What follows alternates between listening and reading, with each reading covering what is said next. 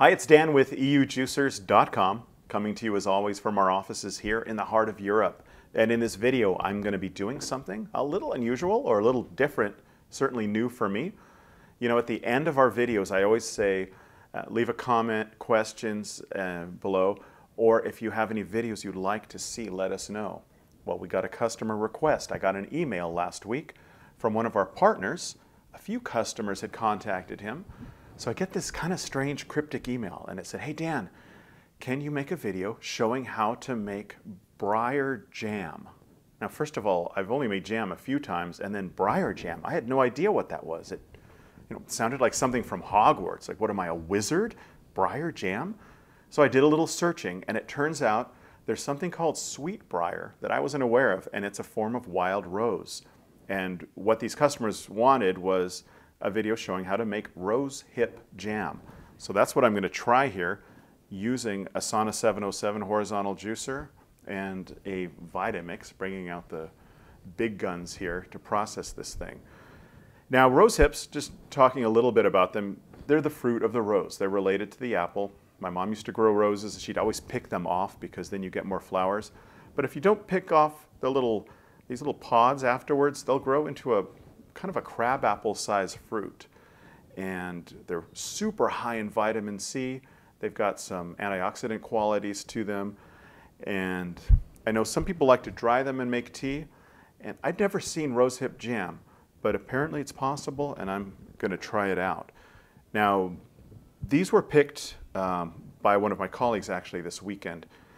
As we're filming, this is mid-November. That's kind of late where we are. You typically want to pick rose hips right around, I don't know, mid-fall. They say right around the first frost, and that's when they'll be the sweetest. If you wait too long, they get kind of shriveled up. I've got some down here that look kind of weak, and if you pick them too soon, they might be bigger and plumper looking, but they won't be so sweet. So there's a fine line depending on what climate you're in, where they say right around that first frost is where they should be best. So we're a little late. Ideally, these would have been picked about a month ago in mid-October here. So let me tell you what the process is. Basically, the challenge with rose hips is what's inside. Now, first of all, what you have to do, they've got these black little tips, these kind of star-shaped things. You want to pick those off first of all. Next, the big challenge is if I open one up here, there's all these seeds inside. Now you think, hey, they're related to apples. What's the big deal? Well, these are nothing like apple seeds. This is the big leagues. These seeds are like rocks. They're like teeth. They're so hard. And we actually tried the other day, I was testing it, and I tried running these rose hips through the homogenizing screen, thinking, hey, it'll crush these seeds. This will be perfect. It actually started to crack the homogenizing screen because there's a lot of pressure. Something's got to give. And again, these things are solid as rocks. It was almost like putting rocks in there. It actually worked, but I wouldn't recommend it. So what I'm going to do here today is bring out the big Vitamix. And this is going to be I guess a three-step process. The first thing I want to do is break up rose hips. You see, the traditional way to make rose hip jam is really time consuming. There's two ways really. First one is you open these up and by hand you pick out each seed. Now there's probably 25 seeds in one of these. So, and you're talking, hundreds of rose hips. You're going to be there all day. The other method a lot of people do is they'll cook these. They'll boil them for half an hour to an hour, and then they'll mash them up into sort of a paste. Put that into a cheesecloth bag and just let it slowly drip. Let the sort of juices or fluids from there drip out. Again, pretty time consuming. I'm trying to do a faster way here. So the steps I'll do first of all is I'm going to put the rose hips in the blender with some water and run it enough to try to break up those hard seeds so I don't have such big chunks but real small finer particles. And that will give me kind of a paste or a mash. Then I'm just going to juice it. It's a bit like making almond milk. Almond milk you mix together in a blank screen. Here I'll be doing it there. And then you actually juice it. You separate the dry parts from the wet parts. So this is a two-step process. That's what I'm going to do. And then from there, it's just like making jam. I should be left with some rosehip juice in here when I'm done. I'll throw in an apple, part of a lemon, mix it with some sugar, cook it for, I don't know, however long it takes, probably 5 minutes because I'll use jam sugar with the pectin already. And that should do it. So I'm going to start right now. I'm going to put these rose hips in the blender. These have all had those pieces broken off the edge, and I've also washed them several times. You want to make sure the rose hips are very clean.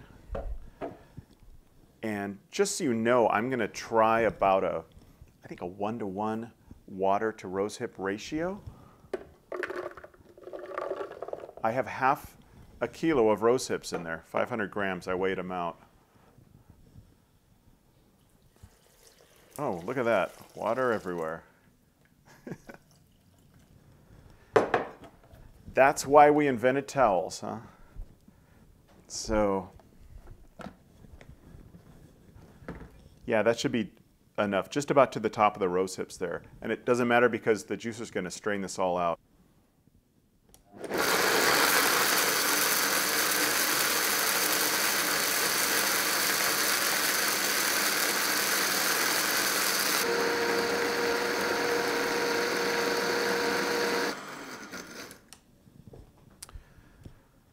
So hopefully that's ground finely enough. What I'm doing, I'm watching while I'm blending, and I can see the seeds in there. They're starting out, you know, fairly big, and eventually I see them turning into small little particles. Even medium size could be dangerous because, again, they're so solid. So I've got my puree basically here, and again, this is rose hips and water, full rose hips with those little tips taken off. What I'm going to do now is feed this into the 707. Inside I have the coarse juicing screen that will provide the least pressure. And if everything goes as planned, I'll get dry pulp here and a thick, it'll take a while, it might even back up, I'll have to go slowly, but a thick, almost syrupy juice, because the fibers in the rose hips are, and especially when you break up those seeds, are absorbing the water. I might need to even add a little more water. So here I go with this. Hopefully this will go well. So this is pretty thick. Yeah, I see.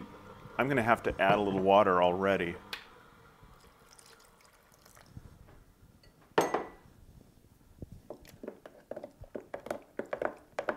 Because it's got to be pourable, you know.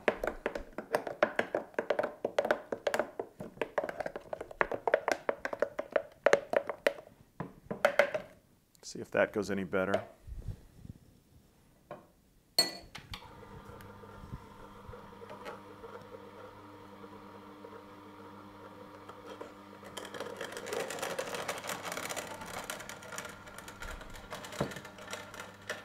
Now you hear that sound, those are the seeds grinding in there, even though they're tiny little particles.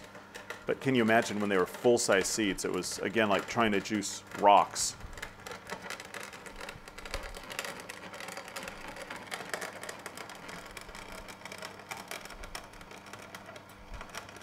I definitely want to take this slowly. I don't want to overload the juicer. You can see it's so thick, you know, puree-like, and even coming out, it's like ketchup almost.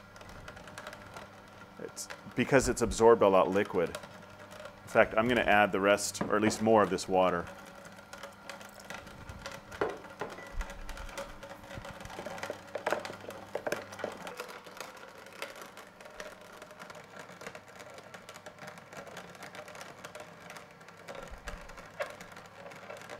What I want to do right now, I want to mix in the apple and lemon. Now what that's going to do is add a little pectin. It's going to add a little flavor, a little juiciness to it, a little pectin, even though the sugar I'm using is jam sugar, so hopefully it won't be too much pectin, but rose hips are pretty low in it.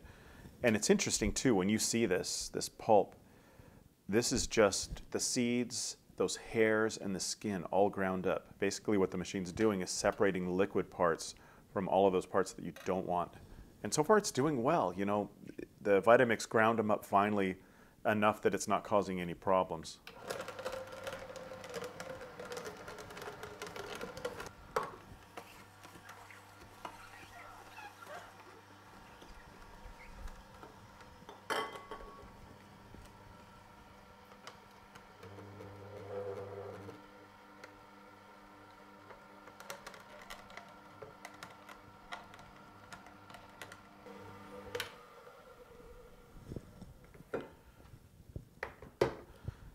So that, what was it, 500 grams? Made quite a bit of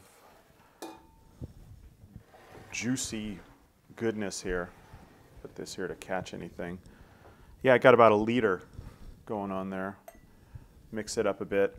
And after I'm done mixing, I'm going to get a hot plate out, put in some sugar, try cooking it and see what happens. So I'm all set up. What I'm going to do now is just cook this stuff. I'll add the sugar to it. Let's see if I can do it without spilling it everywhere. Yeah.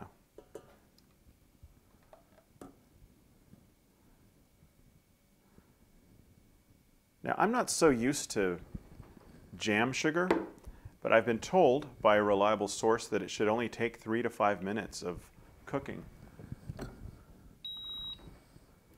So I will start this, stir in the sugar,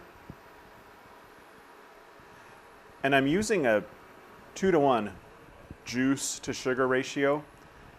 I've seen some people go as high as 1-to-1. That sounds awfully sweet, so I'd rather start lower and add sugar later if I need to.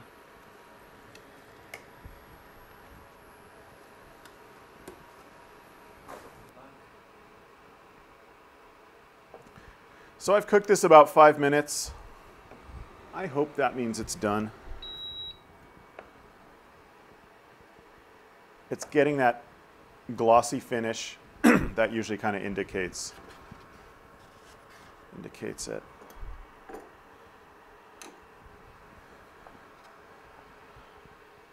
So I've got a lot here. I'll put some in a jar, and